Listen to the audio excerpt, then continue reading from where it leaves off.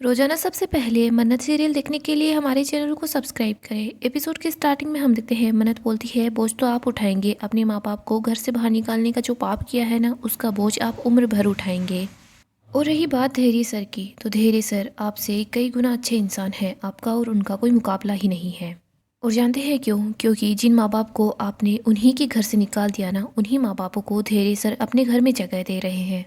धैर्य सर का माँ और पापा से कोई भी रिश्ता नहीं है, लेकिन फिर भी वो एक बेटे होने का जिम्मेदारी उठा रहे हैं। तो धैर्य सर आपसे कई ज़्यादा गुना समझदार इंसान हैं, सुलझे हुए हैं और जिम्मेदार हैं। धैर्य सर को इंसान की फ़र्क है, वो सही गलत को पहचानना जानते हैं। उनके लिए भले ही कोई अपना हो या पराया हो, वो हमेशा बस सच का साथ देते हैं।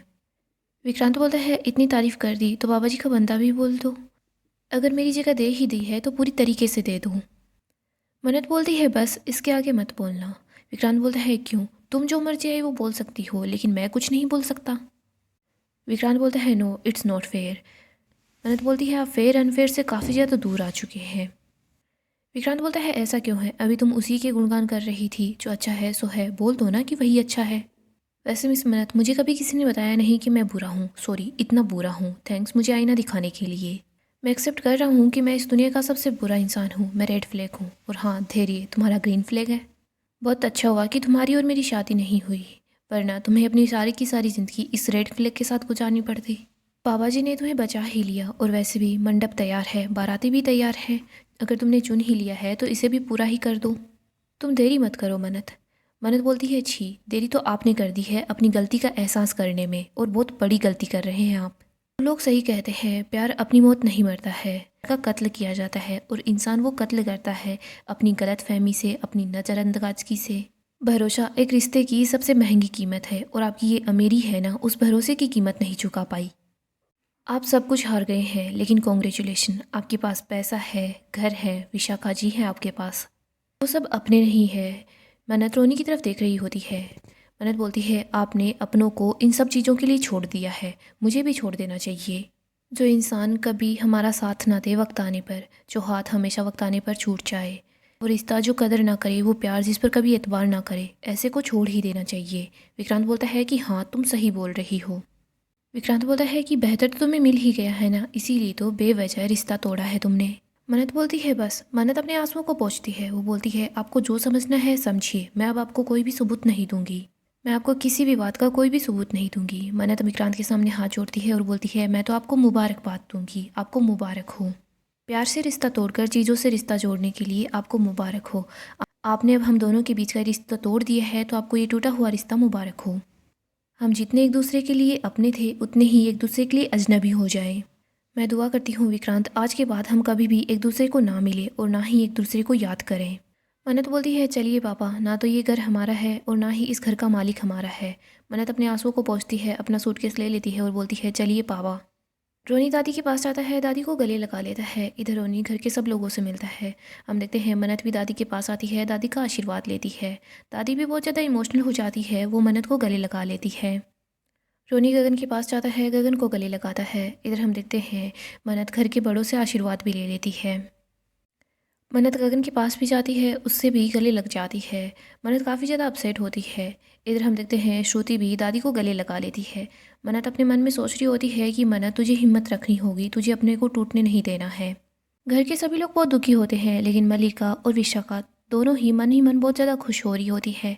इधर हम देखते हैं रोनी, श्रुति, मन्नत तीनों घर से बाहर आ रहे होते हैं। तीनों पीछे मुड़कर घर को ही देखते हैं। मन्नत बोलती है कि पापा, हमें यहाँ से चलना होगा। आगे हम देखते हैं रोनी, नीतू, श्रुति, मन्नत ये लोग धैर्य के घर पहुंच जाती है। धैर्य बोलता है कि सॉरी, घर थोड़ा छोटा है, आप लोगों को एडजस्ट करना पड़ेगा। श्रुति बोलती है कि रिश्तों का असली घर तो दिल होता है ना धैर्य, दिल बड़ा होता है, वहाँ पर घर नहीं देखा जाता, और ये घर तो काफ़ी बड़ा है, बिल्कुल तुम्हारे दिल जैसे। धैर्य बोलता है कि ये तो आप लोगों का बड़कपन है। इधर हम देखते हैं नीतू काफ़ी ज़्यादा परेशान होती है। धैर्य देखता है कि रोनी भी बहुत ज़्यादा परेशान है। धैर्य रोनी के पास आता है, रोनी को बोलता है कि आप फिक्र मत कीजिए, मुझे पता है आप पर क्या बीत रही है, लेकिन आप फिक्र क्यों कर रहे हैं? आपका दूसरा बेटा भी तो आपके सामने ही है। आप अब मुझे थोड़ी देर के लिए अपना बेटा मान ही लीजिए, मेरे लिए तो आप मेरे माँ बाप से कम नहीं हैं। रोनी बोलता है, धैर्य ऑफकोर्स तुम भी हमारे ही बेटे हो। वो धैर्य को गले लगा लेता है। इधर हम देखते हैं नीतू रोने लग जाती है। श्रुति बोलती है कि नीतू जी, अपने आप को संभालिए। मन्नत बोलती है माँ आप एक काम करो, आप 3 बाल्टियाँ लेकर आ जाओ। हम सब लोग इतना रोएंगे कि है ना वो बाल्टियाँ भर जाएगी, वरना हम ऐसे ही रोएंगे तो हम लोग डूब जाएंगे। मन्नत बोलती है प्लीज़ माँ मत रो ना। माँ पापा क्या आप अपनी बेटी के लिए इतना भी नहीं कर सकते?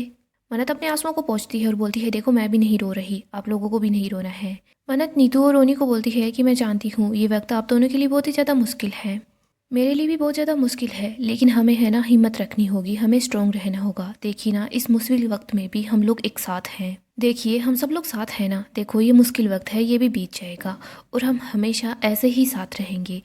मन्नत नीतू के आंसू पोंछती है और बोलती है कि माँ फिक्र मत करो, सब ठीक हो जाएगा, ये वो मुश्किल वक्त भी चला जाएगा। धैर्य बोलता है कि ऐसे मौके पर फ्रेश होकर दोबारा रोई जाए तो कैसा लगेगा। चलिए आंटी मैं आपको आपका कमरा दिखाता हूँ।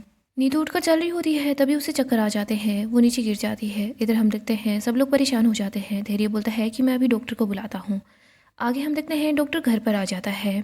डॉक्टर नीतू का चेकअप करता है। रोनी बोलता है कि नीतू को क्या हुआ है। डॉक्टर बताते हैं कि इन्हें गहरा सदमा लगा है, अगर इनको जल्दी ही इस सदमे से बाहर नहीं निकाला जाएगा तो ये कई सालों तक इस सदमे में ही चली जाएगी, इन्हें सदमे से बाहर निकालना मुश्किल हो जाएगा। रोनी रोने लग जाता है। इधर हम देखते हैं मन्नत बोलती है कि पापा आप फिक्र मत कीजिए, सब कुछ ठीक हो जाएगा, आपको ऐसे हिम्मत नहीं हारनी। आगे हम धैर्य को देखते हैं। धैर्य विशाखा के पास कॉल करता है। वो बोलता है कि माँ आपको तो जो कुछ चाहिए था वो आपको मिल गया है, अब आपको मेरी याद क्यों ही आएगी। धैर्य बोलता है कि मुझे तो एक बात समझ नहीं आ रही, मैं इतने सालों तक आपके साथ रहा लेकिन आपके इस चेहरे को मैं नहीं देख पाया। विशाखा बोलती है वो इसलिए नहीं देख पाए क्योंकि मैं बहुत अच्छी कलाकार हूँ ना धैर्य, और वैसे भी मैंने अपना किरदार बहुत अच्छे से निभाया है। चलो अच्छी ही बात है कि तुम्हें सारा सच पता ही चल गया, क्योंकि मैं ये बिचारी बनने का नाटक और ज़्यादा नहीं कर पाती, क्योंकि कितने सालों से यही नाटक कर रही थी, मैं थक चुकी थी। विशाखा बोलती है और वैसे भी मुझे एक ही बेटे के साथ रहने की आदत है, पहले मैंने तुझे चुना था क्योंकि उस टाइम पर तू मेरे काम का था, और अब मैंने उसे चुना है क्योंकि अब वो मेरे काम का है और ज़िंदगी भर वही मेरे काम आएगा, मेरा रईस बेटा अमन। तभी विशाखा देखती है कि वहाँ पर विक्रांत आ रहा है। विशाखा जल्दी से फ़ोन को स्पीकर पर रखती है और बोलती है कि चुना तो तूने है धैर्य, तूने अपनी माँ को छोड़कर उस मन्नत को चुना है। धैर्य तो अपनी माँ का साथ देने के बजाय उस मन्नत का साथ दे रहा है, तो ऐसा क्यों कर रहा है। इधर विक्रांत ये बात सुन रहा होता है, वो धीरे धीरे करके विशाखा के पास आता है। फिर धैर्य बोलता है कि माँ मैंने आपको सिर्फ इसीलिए फ़ोन किया था कि नीतू आंटी की तबीयत है ना वो बहुत ही ज़्यादा ख़राब है, अगर उनकी जगह आप होती ना तो आपसे मैं मिलने के लिए ज़रूर आता, इसीलिए मैं आपसे रिक्वेस्ट कर रहा हूँ कि आप विक्रांत को एक बार बोल दें वो यहाँ पर आ जाए। जब नीतू आंटी विक्रांत को देखेगी ना तो शायद हो सकता है कि उनकी हालत थोड़ी ठीक हो। विशाखा बोलती है कि धैर्य मतलब तू अपनी माँ का साथ नहीं देगा, तू मन्नत और उन लोगों का साथ देगा। धैर्य तो अपनी माँ को बेवकूफ़ मत समझ, मैं सब कुछ समझती हूँ। वो लोग तबीयत खराब होने का बहाना करके फिर से मेरे बेटे को मुझसे छीनना चाह रहे हैं। विशाखा बोलती है कि मुझे पता है वो लोग क्या करना चाह रहे हैं, मैं अपने बेटे से अब दूर नहीं रहूंगी। धैर्य बोलता है कि आपको पता है क्या मैंने सलूजा मैंसन में आपको क्यों रहने दिया, क्योंकि मैं आपसे प्यार करता था और आज उस प्यार की कीमत 3 लोग चुका रहे हैं अपना सब कुछ खोकर।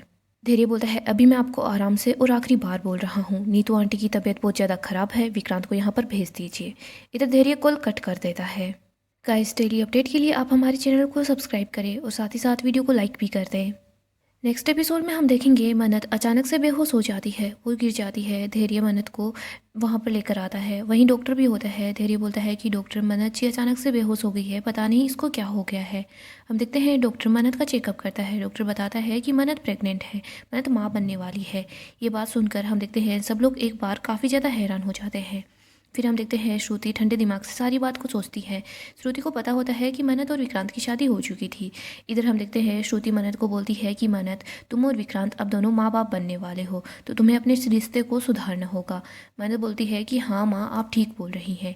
इधर हम देखते हैं मल्लिका ये बात सुन लेती है। मल्लिका को पता चल जाता है कि मन्नत प्रेग्नेंट है।